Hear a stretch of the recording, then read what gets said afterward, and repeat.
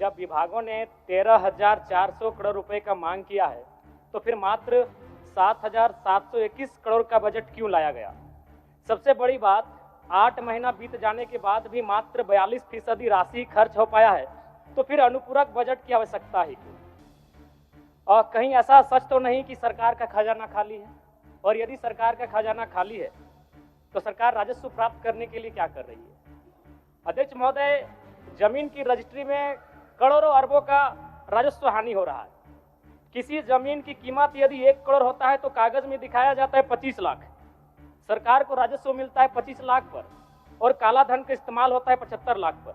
महोदय, अगर मेरी बात पर आपको संदेह है तो किसी भी इस राज्य में अगर किसी भी बड़ा भूखंड, एकड़ों का भूखंड अगर उसका खरीद बिक्री हुआ है तो आप उसकी एसीबी के माध्यम से जांच करवा लें, दूध का दूध और पानी का पानी हो जाएगा। और चोरी साफ नजर आया है अध्यक्ष महोदय, कई आईएएस अधिकारी जेल की यात्रा कर चुके हैं। अध्यक्ष महोदय, मैं कोयलांचल से आता हूं और ईडी, जांच एजेंसी और तमाम न्यूज चैनल्स रिपोर्ट की मानी तो प्रत्येक दिन झारखंड राज्य में 1000 अवैध गाड़ियों का निकासी होता है। यदि एक कोयले की गाड़ी में 50 टन कोयला मान ले और 1 टन का मूल्य अगर 5,000 रुपए मान लें तो 25 करोड़ रुपए एक दिन का होता है। अगर 365 से गुना करते हैं तो 9,125 करोड़ रुपए होता है अध्यक्ष महोदय, यानी लगभग 9,000 करोड़ रुपए, जो कि आपकी अनुपूरक बजट से ज्यादा होता है। यानी कोयलांचल से इतनी अवैध मात्रा में कोयला का कारोबार हो रहा है, अगर उस पर सरकार नियंत्रण कर ले तो आपका एक अनुपूरक बजट के बराबर वो राशि होती है, वो राजस्व आपको फायदा होगा। अध्यक्ष महोदय, अगर बालू की बात करें तो वो तो सरेआम है, सब अपनी आंखों से देखते हैं। 1-2 अधिकारी ईमानदार होंगे तो भाई उनको जोहार होगा। बाकी अगर कोई भी बालू ट्रैक्टर, विशेषकर ट्रैक्टर से बालू की ढुलाई होती है तो हमें लगता है एक बालू गाड़ी 3-4 थाना क्षेत्रों से पार होता है और कोई थाना प्रभारी ऐसा नहीं है जिसका मंथली पर महीने का इनकम 3 लाख से 5 लाख रुपए केवल अवैध बालू से हो रहा है। अतः सरकार को, मैं मानता हूं कि सरकार का खजाना खाली है, तो अगर खाली है तो इस प्रकार अगर लूट की छूट होगी, जो सरकार के खजाना में आना चाहिए था वो थाना प्रभारी के जेब में जाएगा, वो पदाधिकारियों की जेब में जाएगा। तो इसी प्रकार हम लोग छात्रों से कलेक्शन करेंगे अध्यक्ष महोदय। अब इसको भी झूठ मत कहिएगा, अखबार में दिया था कि जैक ने 35% 10th और इंटर का शुल्क बढ़ाया। मैट्रिक का शुल्क था 980, शुल्क कर दिया गया 1180।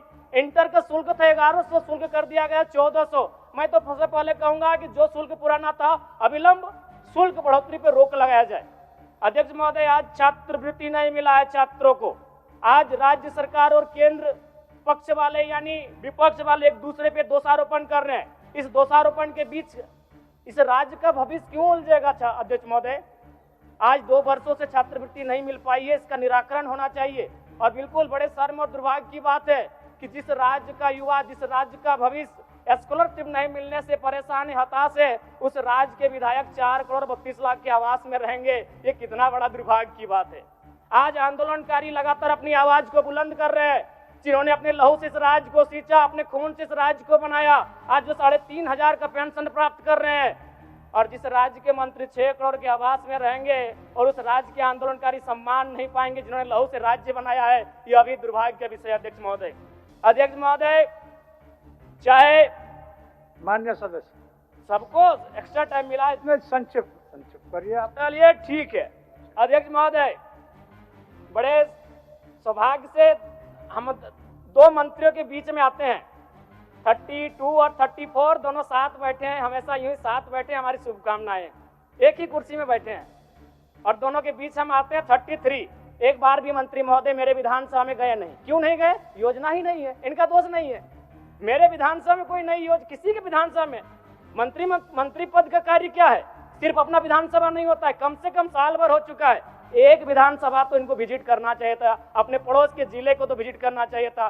तो ये तो सच्चाई है अध्यक्ष महोदय। दूसरी बात, आलिम फाजिल की परीक्षा जैक द्वारा संचालित होती है, किंतु वर्तमान में सहायक आचार्य की नियुक्ति में प्रमाण पत्र की वैधता को खत्म कर दिया गया है। और सबसे महत्वपूर्ण बात अध्यक्ष महोदय, जैसा कि अखबार के माध्यम से हम सभी ने पढ़ा कि विभाग सवालों का उत्तर नहीं दे रहा है। अध्यक्ष महोदय, शून्यकाल में कल रात्रि 12 बजे नीरा मैडम और मंग